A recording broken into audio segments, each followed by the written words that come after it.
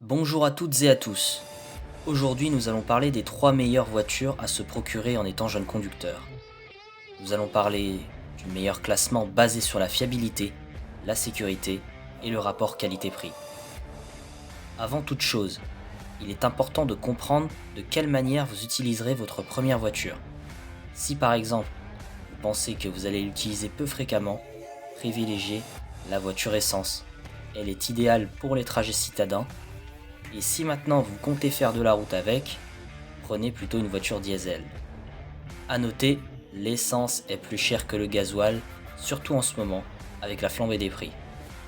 Si votre budget est serré, privilégiez une voiture occasion.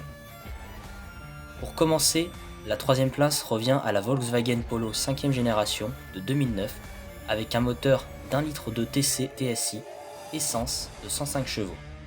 C'est une voiture très fiable grâce à une excellente qualité de fabrication TSI.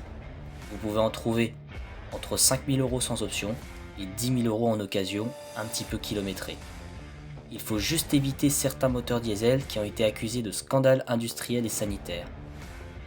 En deuxième place, la Renault Clio 4e génération de 2012 avec son moteur 1,5 litre DCI diesel de 90 chevaux. C'est une des voitures les plus vendues en France. Elle consomme très peu comparée à ses rivales comme la Peugeot 208 ou encore la Citroën C3, aux alentours de 3,6 litres sur 100 km. Elle est pratique et plutôt fiable. Vous pouvez en trouver aux alentours de 7 000 € d'occasion. Et la numéro 1, le top 1 est la Dacia Sandero de 2010 avec son moteur de 1,4 litre MPI de 75 chevaux lauréate. Le rapport qualité-prix est imbattable.